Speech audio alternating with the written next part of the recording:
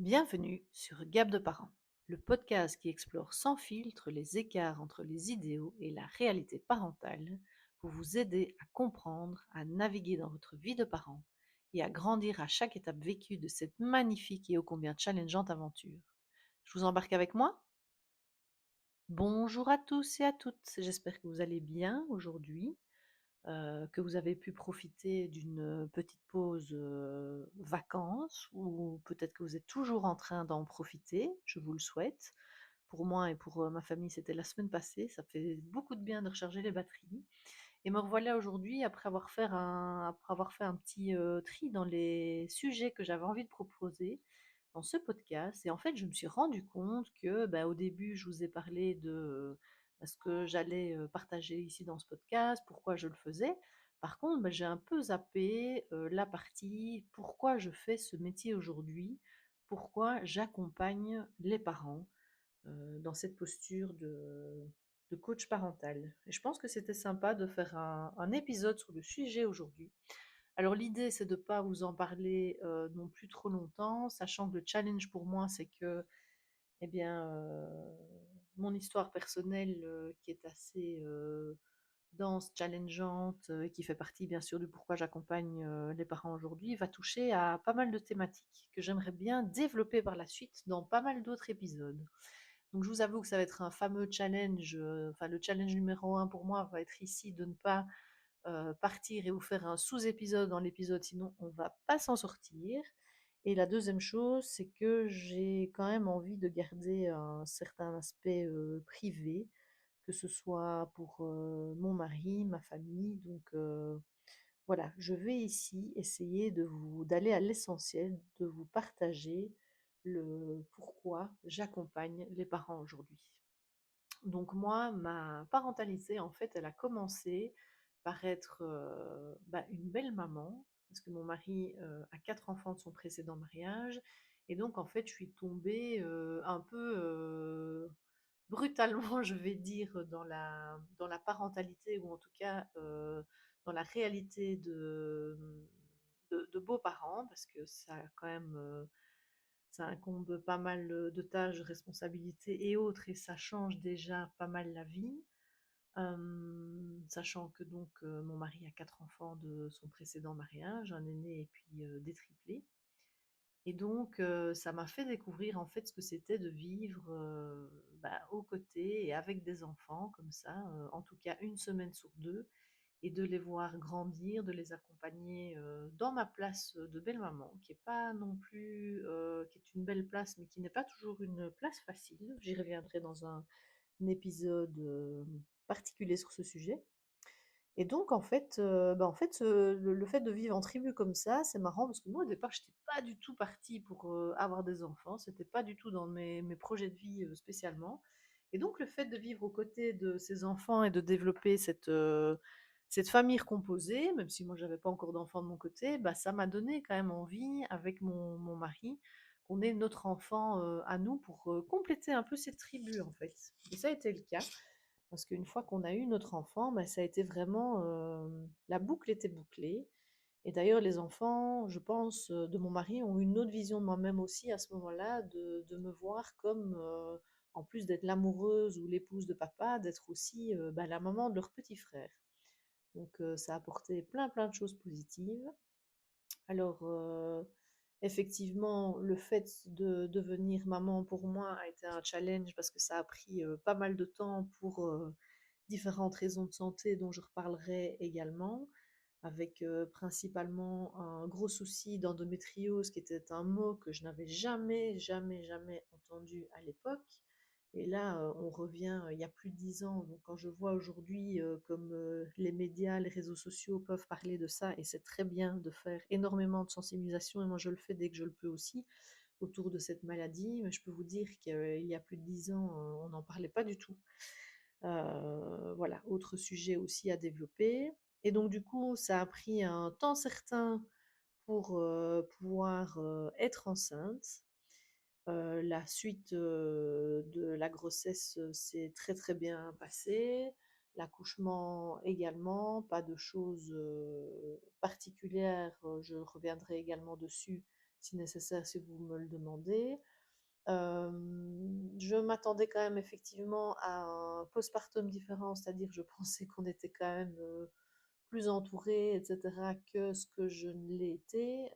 Je trouve que cette bulle particulière quand même, complètement à côté de la vie des gens qui continuent à avancer à 2000 à l'heure pendant que nous, on est en train de découvrir tout à fait une autre vie et qu'on aurait bien besoin de soutien, etc., ça a été assez difficile. Mais ce qui a été le plus difficile pour moi, c'est en fait le retour au travail.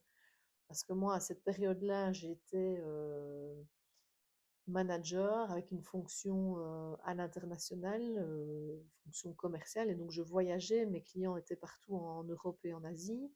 Et avant d'avoir mon fils, c'était quelque chose que j'adorais faire, rencontrer des gens, pouvoir un peu comprendre comment les cultures fonctionnent. Parce qu'on ne travaille pas du tout avec un Allemand comme on travaille avec un Chinois, comme on travaille avec un Espagnol ou avec un Turc ou encore moins avec un Russe. Donc j'ai appris énormément de ces voyages pendant toutes ces années. Et quand je suis retournée travailler, par contre, ce qui m'animait justement dans mon travail avant d'être maman est devenu beaucoup plus compliqué à mon retour au travail parce que le fait de retourner euh, voir mes clients partout en Europe ou en Asie et m'absenter pour une nuit, 2 nuits ou 5 nuits, j'ai jamais fait au-delà de 5 nuits heureusement, bah, c'est devenu en fait un de mes plus grands stresseurs et donc j'étais déjà euh, en, en projection, on va le dire comme ça, du fait que j'allais partir. Déjà à 48 heures avant de partir en voyage, j'étais là, ah oui, dans 48 heures, je serai dans l'avion. Ah oui, là, j'aurais quitté mon fils à la crèche, je l'aurais déposé à la crèche. Même bah, les super péricultrices de la crèche, je voyais bien à ma tête quand j'allais déposer mon fils que c'était un jour de départ ou qu'on était proche d'un départ et me demandaient à chaque fois combien de jours j'allais m'absenter. Donc c'était assez difficile. Euh, je reviendrai sur les autres détails par rapport au retour d'un congé de maternité parce que je pense que ça fera l'objet d'un, voire beaucoup plus d'épisodes autour de ça, vu que c'est une de mes spécialités aujourd'hui. Passons, pour l'instant en tout cas. Donc voilà, ça a été assez compliqué de voyager. Et puis, mon fils a développé pas mal de soucis de santé, où on avait pas mal d'interrogations, de zones grises, on ne savait pas trop quoi. Donc c'était très très compliqué pour moi de gérer ce retour au boulot avec un travail qui me demandait énormément, où on me reprochait quand même le fait d'être soi-disant moins flexible et, disons-le clairement, corvéable à merci. Ben oui, on commence à poser des limites parce qu'on sait très bien le temps de travail qu'on a et que surtout on a un petit bout qui nous attend, des horaires de crèche, etc. Donc c'est fini de travailler jusqu'à toute heure du soir, de la nuit ou du week-end, ça c'est certain. Bref, je ne vais pas non plus m'étaler sur le sujet, en tout cas pas ici, pas cette fois-ci. Et donc, du coup, ben, par la suite, j'ai changé d'employeur quelques années après. Et de nouveau, ben, en fait, cette problématique de non-présence, enfin, le fait qu'il n'y avait pas de place, en fait, pour ma parentalité, qui était quand même particulière, du fait que ben, je devais m'absenter pour des séjours à l'hôpital pour mon fils. Et puis, on a dû mettre de la rééducation en place, que ce soit en début de journée, en fin de journée ou des choses comme ça. Et donc, bah, on nous demande d'être flexible au travail, mais par contre, à l'inverse, quand nous, on demande un peu de flexibilité, bah, c'est beaucoup plus compliqué. Voilà, donc ça s'est assez mal passé. Et donc, disons-le clairement, bah, en octobre 2018, j'ai été arrêtée par mon médecin traitant pour un burn-out assez sévère. Et donc, j'ai commencé à travailler sur moi, à découvrir la thérapie qui était quelque chose que je n'avais absolument jamais fait de ma vie. Et mon Dieu, comme je l'ai déjà dit dans un épisode précédent, c'est tellement dommage qu'on attend de se prendre un mur comme moi je me suis pris à l'époque pour commencer à travailler sur soi parce que j'ai tellement compris de choses sur ma manière de fonctionner, la manière de fonctionner des autres également et comment ça pouvait coller ou pas coller entre les personnes et que c'est pas toujours une question de juste je t'aime moi non plus, etc. Donc, j'ai énormément appris sur moi et sur les autres, sur mes relations avec les autres à ce moment-là. Et puis est venu le temps de se dire, bah, qu'est-ce que je vais faire en fait de cette opportunité? Parce que clairement, un burn-out, on ne le voit pas tout de suite, surtout les premiers mois quand on est vraiment dans la phase difficile. Bah, j'ai décidé par la suite, quand le ciel s'éclaircissait un peu plus, bah, c'est de prendre ce burn-out comme une opportunité, un nouveau chemin de vie et de voir ce que je pouvais en faire. Et donc, j'ai décidé d'être aux côtés des femmes. Au départ, c'était ça le projet, d'être aux côtés des femmes, surtout pendant leur grossesse, pour les préparer justement au postpartum, à leur vie d'après. Parce que pour moi, on fait beaucoup de choses pour se préparer à la naissance, hein, tous ces parcours, ces préparations à la naissance et autres, c'est super. Mais pour moi, il y a tellement de choses qui sont à faire pour la suite, pour ces fameux mois de postpartum. Et donc, je travaillais avec les futures mamans à justement préparer pendant leur grossesse ces premiers mois de postpartum, leur donner de l'information pour qu'elles puissent faire les choix en conscience par rapport à ce qu'elles voulaient faire. Mais je ne me retrouvais pas à 100% dans cette position. Mes clientes m'ont assez vite amenée justement vers ce retour au travail, parce que je parlais de la grossesse, du postpartum jusqu'au retour au travail. Et là, je me sentais beaucoup plus à l'aise justement dans cet accompagnement justement du retour au travail au niveau logistique, au niveau émotionnel, au niveau organisationnel, au niveau... c'est peut-être un moment aussi chouette pour travailler sur soi, hein. De nouveau, c'est pas un mur, c'est une transition de vie, on y reviendra. Et donc, du coup, c'est un chouette moment pour travailler sur soi. Et du coup, j'ai pas mal accompagné de mamans qui retournaient travailler après leur congé mat. Et donc, je me retrouvais vraiment bien dans cette position. Et moi qui continue à me faire accompagner, parce que nous, en tant qu'accompagnants, accompagnantes, coach, ou peu importe le nom que vous leur donnez, vous nous donnez, ou on se donne, c'est bien de continuer aussi à se faire accompagner, parce qu'il y a pas mal de choses à... Je pense que c'est le travail d'une vie, de toute façon, une fois qu'on a commencé à travailler sur soi, on a envie de le faire toute une vie. Et puis le fait d'être accompagné, enfin, d'accompagner pardon, des gens, eh bien, ça nous relance aussi des trucs où on se dit ah, ça j'ai pas assez travaillé, ça va encore me titiller, donc on va aller encore le rebosser un petit peu celui-là, ou bien d'être supervisé, bref. Et à ce moment-là, je me suis rendu compte que, parce que j'avais dit plus jamais je ne retournerai en entreprise, que en fait, c'était super d'accompagner toutes ces femmes qui retournaient bosser, qui prenaient leur temps et qui investissaient dans leur reprise du travail, mais que si finalement les entreprises, les employeurs, ils restaient hermétiques au fait que la parentalité, elle a également une place sur le lieu de travail, on avait un souci, et surtout que moi, je ne faisais pas mon travail à 100%. Et donc, j'ai décidé, ça fait maintenant un peu plus de 2 ans, de retourner en entreprise et de porter le message, de sensibiliser les employeurs, les entreprises, et de leur dire, mais si, la parentalité, elle a toute sa place justement aussi sur le lieu de travail, parce que finalement, toute personne qui travaille, elle est aussi parent H24, 7 jours sur 7, hein. Quand on est parent, on ne dépose pas son sac à dos ou sa casquette de parent au mur avant d'arriver au travail. Non, non, elle est là, bien là avec nous tous les jours. Et quand on a des soucis dans la tête, des choses qui nous perturbent, etc., comme ça a été énormément mon cas, eh ben, c'est pas facile d'être à 100% dans son travail. Et donc, c'est important pour moi que les employeurs aussi prennent conscience de ça et puissent montrer à leurs collaborateurs, comme moi, j'ai pas eu justement à l'époque, au lieu de faire comment est-ce qu'on dit? L'autruche avec la tête dans le sable, de dire: «Oh là là, ici», je reprends mon cas, on voit bien que Sophie, elle est, moins disponible, elle a pas l'air bien, peut-être que de temps en temps, il y avait des choses au travail qui passaient moins bien. Au lieu de se rendre compte, qu'il y avait un problème par rapport à ma parentalité, hein, comme je l'ai dit, il y avait pas mal de soucis de santé, au niveau de mon fils. Eh bien, ça aurait été tellement plus simple de venir me trouver et de dire: Sophie, on voit qu'il y a un souci, on te soutient, et comment est-ce qu'on peut te soutenir?» Bon, à l'époque, il n'y avait pas ce que je propose aujourd'hui, parce que ça reste une démarche très, très novatrice en Belgique. On est très, très peu à le faire.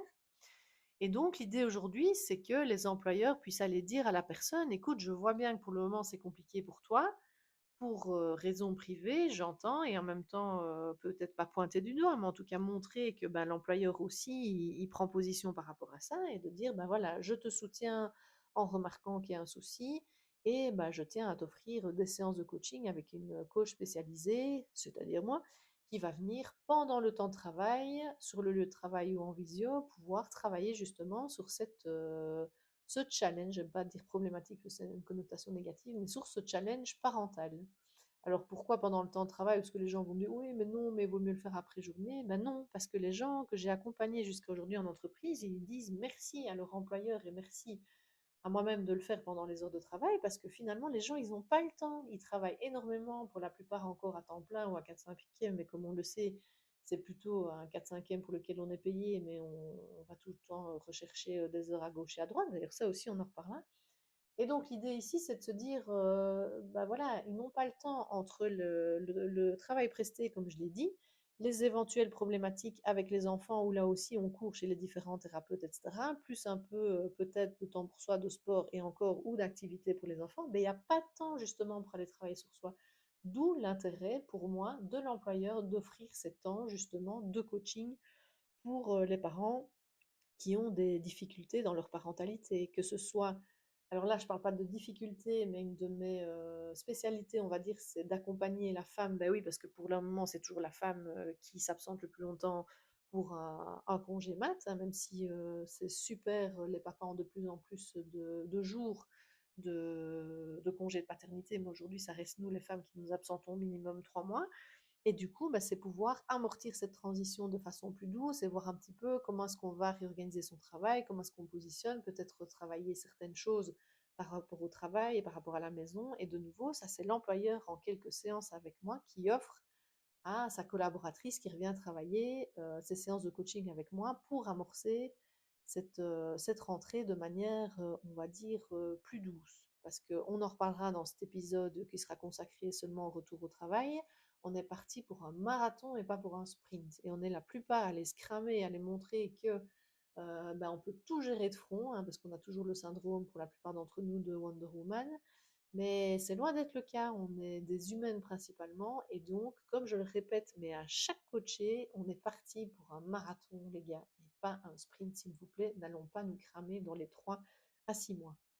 Voilà, donc ça, c'est ma particularité aujourd'hui. Donc, c'est d'accompagner cette transition, ce retour au travail après un congé maternité ou un congé parental, comme je le fais au-delà des frontières belges, par exemple au Luxembourg, où là, les parents s'absentent après le congé de maternité, paternité, il y a encore un congé parental, donc les personnes retournent travailler après 9 mois ou après un an. Et alors, comme je parlais, c'était les problématiques, on va dire, parentales par la suite, ou les challenges qu'on peut rencontrer, avoir des problèmes de communication avec son ado, avoir un enfant porteur de handicap, avoir une famille recomposée, avec des problématiques de beaux-parents, etc. Tout challenge parental mérite d'être accompagné à un moment donné, si nécessaire. Voilà. Et j'organise également, ça j'adore aussi faire des ateliers en entreprise de plusieurs heures où on parle justement des challenges de la parentalité et en lien principalement avec le travail. Donc voilà, c'est vraiment important pour moi aujourd'hui, c'est ça ma spécificité à moi, c'est d'être aux côtés des parents pour pouvoir les accompagner dans leurs challenges parentaux qui commencent principalement, comme je l'ai dit à plusieurs reprises, par ce retour de congé maternité. Aujourd'hui, j'accompagne également les papas parce que je demande l'inclusion justement principalement en entreprise pour que les femmes puissent, comme elles l'ont décidé, quand elles l'ont décidé, évoluer ou non dans leur carrière. De nouveau, c'est un choix qu'on n'impose pas aux gens, c'est à chacune de décider ce qu'elle a envie de faire une fois qu'elle devient mère ou une fois que la famille s'agrandit, peu importe, mais en tout cas de laisser la possibilité à la personne de se poser les questions et de voir son évolution vers où elle veut aller au niveau professionnel. Et donc, ça fait partie de mes accompagnements, mais les papas sont également aujourd'hui des personnes que j'accompagne, car les papas prennent de plus en plus leur place, leur juste place dans les foyers, comme je l'avais expliqué dans l'épisode 2, ouais, 2, c'est ça, sur à qui s'adresse ce podcast. Et donc, tout ce qui est coaching parental, je tiens à le préciser à nouveau, c'est jamais trop de préciser plusieurs fois, je suis vraiment aux côtés des parents. C'est ça qui est vraiment important, parce que vous donnez tout à vos enfants, et quand on a des challenges avec nos enfants, et je suis bien placée pour le savoir dans mon passé et encore aujourd'hui, et ce sera encore le cas demain, ben on a besoin aussi de pouvoir se poser et de pouvoir prendre la distance par rapport à un événement compliqué et avoir quelqu'un qui nous accompagne et pouvoir nous aider à se poser les bonnes questions et voir comment on peut prendre soin de soi dans des moments un peu plus compliqués. Et donc, c'est ça que je dis, c'est que nos enfants sont super bien accompagnés. Il y a énormément de thérapeutes, etc., pour aider nos enfants à évoluer ou travailler leurs difficultés. Et en même temps, ben, pour qu'on puisse continuer à bien les accompagner, c'est important que nous-mêmes, nous soyons accompagnés.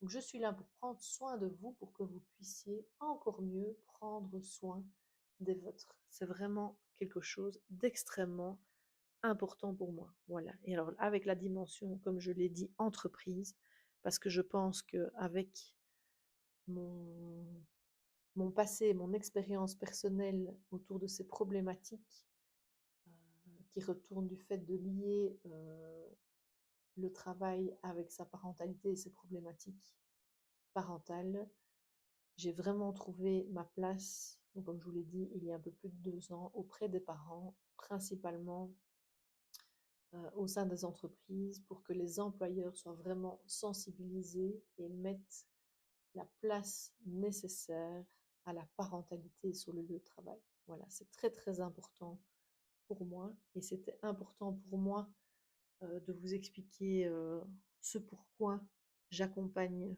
les parents aujourd'hui. J'espère que je ne suis pas trop partie dans tous les sens. Comme vous le savez, c'est un podcast qui est brut, je ne fais pas de coupure. Donc voilà, j'espère que c'était bien clair dans cet épisode. Le fait que effectivement toutes les choses par lesquelles je suis passée les dernières années depuis la naissance et même auparavant de la naissance de mon fils jusqu'à aujourd'hui et encore demain, ben, ce sont des expériences qui renforcent aussi mes accompagnements par la suite. C'est vraiment important pour moi d'être aux côtés des parents, d'être là pour les soutenir, pour qu'ils se sentent écoutés, entendus, accompagnés, et pour qu'ils puissent prendre soin d'eux pour pouvoir encore mieux prendre soin d'eux. Voilà. J'espère que cet épisode vous aura plu. N'hésitez pas à m'envoyer un petit message si vous avez des questions, si vous voulez en savoir plus, si vous voulez que j'aborde d'autres points, sachant que comme je l'ai dit, mon but ce sera de toute façon de développer différents points que j'ai abordés aujourd'hui en essayant de rester focus sur ma ligne de conduite du jour, de vous expliquer le pourquoi j'accompagne les parents aujourd'hui. Voilà, merci à vous pour votre écoute et je vous dis à très vite pour un nouvel épisode.